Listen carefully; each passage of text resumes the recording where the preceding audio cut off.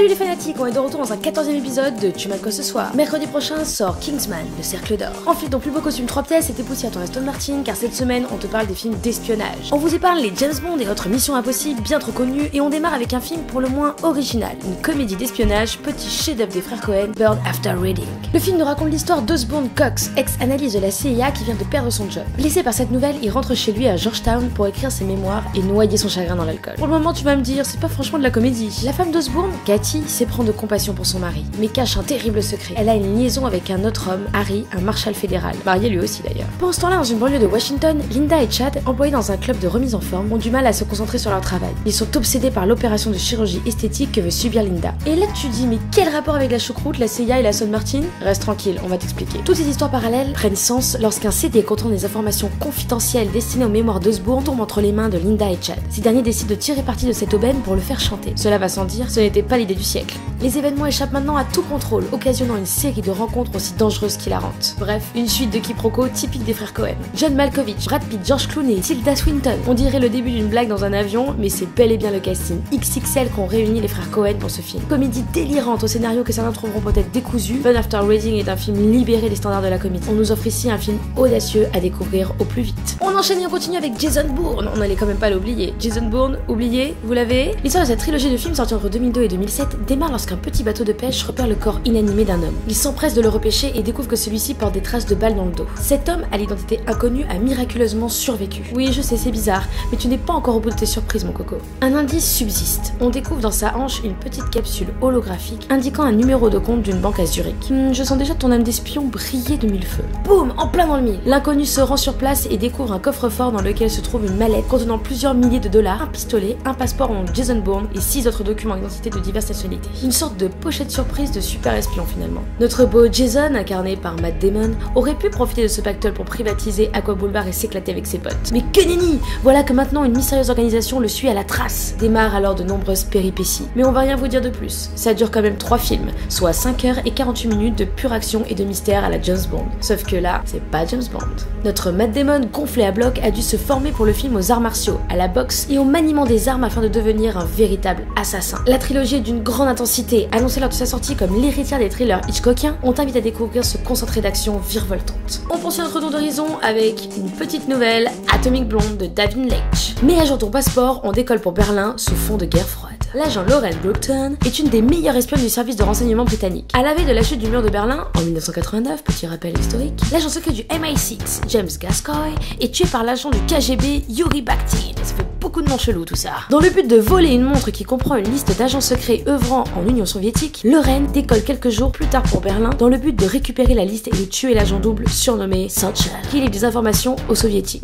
Ah, cette bonne vieille recette des gentils occidentaux qui viennent bastonner les vilains soviétiques. Un grand classique, toujours aussi efficace. À peine débarqué dans Berlin, des agents du KGB lui tendent un piège dont elle se sort en tuant l'un des deux agents. Arrivera par la suite David Percival, chef de poste à Berlin dans le MI6, avec qui elle formera équipe, non sans avoir quelques soupçons. S'en va ensuite un jeu de pistes pour savoir qui est dans quel camp, jouant avec brio la carte de personnage incertain prêt à trahir sans vergogne. Film d'espionnage délirant et bourré d'action, le film est porté par une très grande Charlize Theron, qui ne cesse de nous surprendre film après film, tant par son jeu d'actrice que par la diversité des rôles qu'elle endosse. Accompagné par James McAvoy, notre si jeune Charles dans X-Men, jouant un double jeu de grande qualité toujours aussi inquiétant. Les scènes de combat sont particulièrement intenses, on notera d'ailleurs que le réalisateur, David Leitch, tient très certainement ce don de la mise en scène d'action de par son passé de cascadeur, doubleur notamment de Brad Pitt dans bon nombre de ses films. Coordinateur des cascades dans Matrix, Wolverine ou encore V pour Vendetta, le réalisateur tient d'une main de maître les cascades époustouflantes de son film. Ce qui valut d'ailleurs à Charlize Theron de perdre 2 dents. La belle affaire. Bref, sortez le popcorn, Atomic Blonde est un film explosif à découvrir d'urgence. On continue et pour ce 4e film, Ben Affleck range son costume de Batman et sort sa caméra pour son 3e long métrage, Argo, une histoire vraie à couper le souffle. Sorti en 2012 et surfant sur le succès mondial de la série Homeland,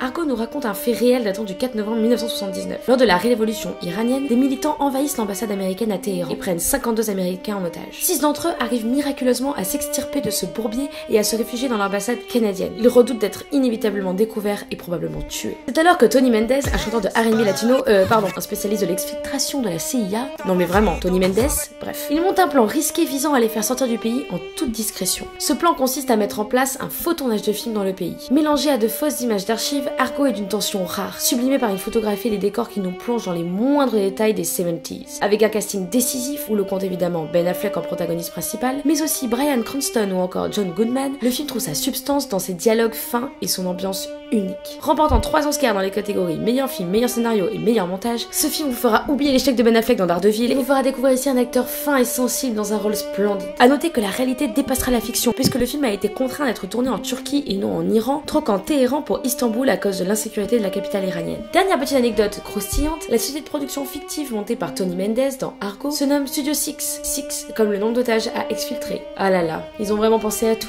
On t'invite donc à découvrir ce petit bijou contemporain et la coupe de cheveux de Ben Affleck que tu ne souhaiterais même pas à ton pire ennemi. On continue et on reprend un billet en première classe pour la guerre froide avec La Top du suédois Thomas Alfredson. À noter du roman éponyme écrit par le maître du roman d'espionnage John le Carré, La Top est une perle du film d'espionnage. En 1973, sous fond de guerre froide intense, le patron du MI6, encore eux, est mis sur la touche avec son fidèle lieutenant George Smiley.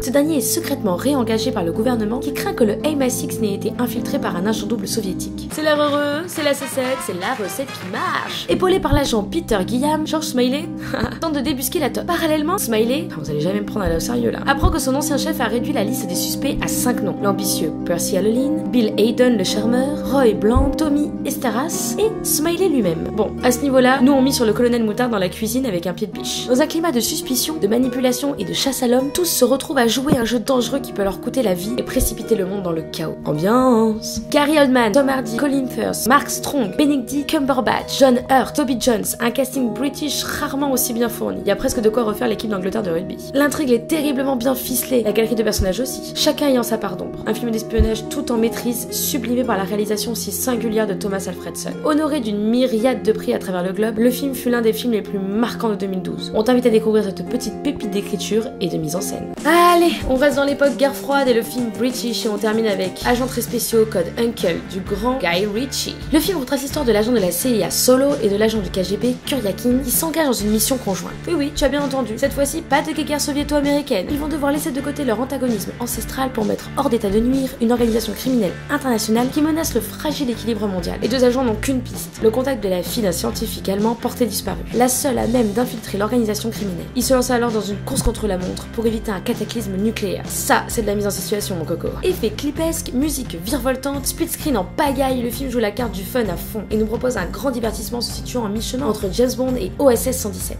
Le film assume à 100% sa carte parodique. Entre pique-nique en pleine course-poursuite et nazi folklorique, tout est avant tout au service d'un rythme effréné. On ne s'ennuie pas une seule seconde tant le film enchaîne avec brio scènes d'action comiques et plus sérieuses. On découvre un Henry Cavill, alias Superman, convaincant et un Armie Hammer à mourir de rire. On notera la présence de notre chouchoute Alicia Vikander qui ne cesse de nous impressionner. Remake d'une série télé datant des années 60, Agents très spéciaux comme Uncle est une jubilation permanente. C'est avec grand plaisir qu'on se laisse porter dans l'aventure de nos deux héros que pourtant tout oppose. Mais finalement, c'est pas une histoire de paix dans le monde ce film? Bref, on s'est découvert cet énième chef-d'œuvre de Guy Ritchie. Et voilà, tu n'as plus d'excuses si tu sais pas quoi mater ce soir. On se retrouve très vite sur une nouvelle thématique. En attendant, n'oublie pas de partager et de t'abonner. Ciao!